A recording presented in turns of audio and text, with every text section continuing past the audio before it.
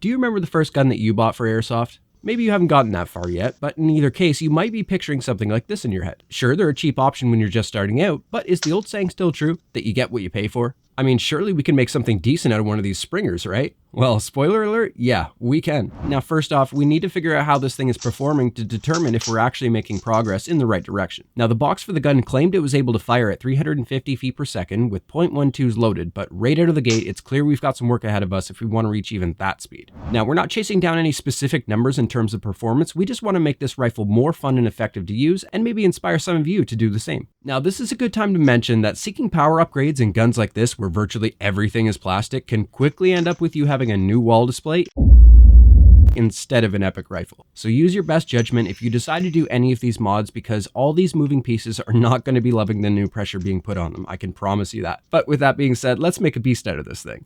So if you're looking for ways to give your piston assembly a bit more punch, here are a few suggestions for you. Make sure you've got a good air seal to begin with. This is pretty important for anything powered by air. Grease and or replace your O-ring or piston head as needed to get the best seal possible with the least resistance. Next, simply changing out the spring is one of the best ways to gain some power, but if that's not an option, then it's also possible to use shims to increase the tension of your spring. As a bonus, if you put the shims on the piston side, it can actually help give it some weight to better push the air out. Finally, if your piston has any porting, then you can try sealing it up to see if the added cylinder volume earns you any extra power. A warning about this one though, if your gun has a particularly short barrel, then this modification might cause you some reliability issues. But we don't care about reliability issues, we just want to fire frickin' laser beams out of our $40 spring rifles, right? Well, I can promise you that we're not getting to that point with it looking like this, so let me just... there. Amazing what a quick coat of paint and a couple of attachments can do, eh?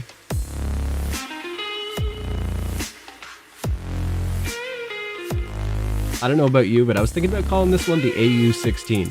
What do you think we should call it? Now, power isn't everything. There's a very real possibility that these changes made the gun completely inaccurate, so now we need to find out, can this rifle even shoot straight anymore? We started out with the suggested .12 weight ammo and set up a target about 30 feet away. Sadly, we don't have footage of us testing the gun before the mod, so you'll have to take our word that we instantly saw improvements as we started taking shots with the new setup. That being said, it did seem like the .12 ammo was way too light and there were some pretty wild flight deviations. We then switched to .2s and started seeing some much more consistent results. It was around this point that I decided to just keep shooting until I missed or ran out of ammo, and I'm proud to say that even without sighting the optic, we were able to hit the target easily with nearly every shot. I was just genuinely enjoying the gun at this point. We're quite happy with the progress, but there's still a lot to be desired, so next up for this gun, we're going to be extracting even more power, giving it a better barrel, upgrading the hop-up unit, and if all goes to plan, we'll even be making it take standard M4 Airsoft mags instead of these awful things. Until then, if you'd like to learn how to work on AEG internals, then we've got a video for you on that right here. Thanks for watching as always. Class is dismissed.